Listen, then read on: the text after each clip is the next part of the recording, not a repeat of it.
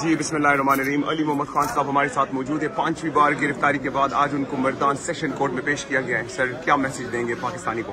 سب سے پہلے تو سب کو میرا سلام، اور اگر یہ میری ویڈیو خان صاحب دیکھ رہے ہیں تو خان صاحب کو میرا بہت بہت سلام. آپ کو مس بھی کر رہے ہیں، کافی دنوں سے آپ سے ملاقات نہیں ہوئی. انشاءاللہ جلد آپ سے ملاقات ہوگی. یہ ہتھکڑیاں ہمیں نہیں ڈرا سکتی. انشاءاللہ پاکستان کے لیے کھڑے ہیں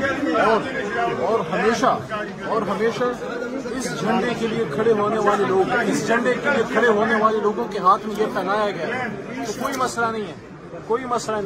انشاءاللہ پاکستان کے لیے، اسلام کے لیے عمران خان صاحب کے ساتھ کھڑے ہیں، پاکستان کے 22 کروڑ عوام کے ساتھ کھڑے ہیں. یہ ملک بھی ہمارا ہے، یہ ادارے بھی ہمارے ہیں. میں دوبارہ یہ کہہ رہا ہوں، 9 مئی کو جنہوں نے قانون ہاتھ میں لیا ان کے ساتھ ہم نہیں کھڑے، لیکن اس میں شرپسند بھی ہیں اور چند لوگوں کی وجہ سے 2 کروڑ ووٹ لینے والی جماعت کو، جو واحد فیڈرل جماعت ہے، اور جو عمران خان صرف پاکستان کے نہیں امت مسلمہ کا لیڈر ہے، جو یونائٹڈ نیشنز میں، اقوام متحدہ میں جا کے حرمت رسول کی جنگ لڑ رہا ہے. اور یہ جو اس وقت ہو رہا ہے ملک، یہ ٹھیک نہیں ہے.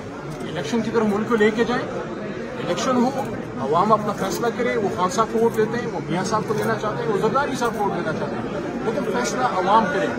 جیلیں، ہتھکڑیاں، یہ چیزیں کبھی مسئلوں کا حل نہیں ہے. میں آج بھی یہ کہتا ہوں، ہم سب ایک ہیں، ہم پاکستانی ہیں، چاہے پیپل پارٹی ہے، نون لیگ ہے، جو بھی ہے، لیکن پاکستان کے لیے بیٹھنا پڑے گا، بات کرنی پڑے گی.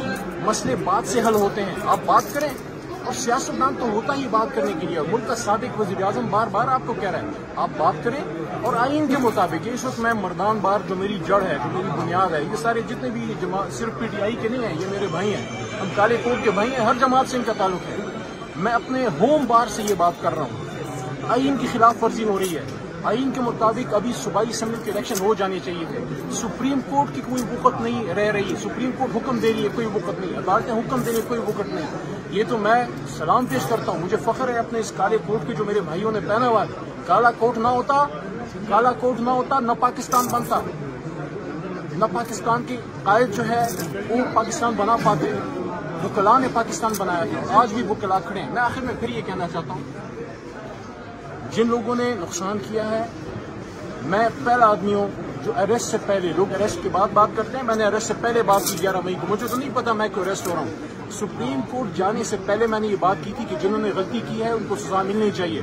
کور کمانڈر ہاؤس لاہور، جناح ہاؤس ہمارا ہاؤس ہے. یہ الفاظ ہیں میرے کہ کور کمانڈر ہاؤس پہ جس نے حملہ کیا اس نے میرے گھر پہ حملہ کیا ہے. لیکن ساری پی ٹی آئی کو اس کا دوش دینا اور ایک سیاسی جماعت کو دیوار سے لگا دینا، یہ بھی پاکستان کے مفاد میں نہیں ہے. میں دوبارہ ملک کے کرتا دھرتا سب سے یہ بات کروں گا، اور شہباز شریف سے بھی یہ بات کروں گا، اور تمام لوگوں سے، آپ بیٹھیں، بات کریں، آئین کے مطابق ان کو الیکشن کی طرف لے کے جائیں، اور فیصلہ پاکستان کے 22 کروڑ عوام کو کرنے دیں. کون پاکستان کا وزیر اعظم بنے گا؟ میرا دل کہتا ہے انشاءاللہ عمران خان. انشاءاللہ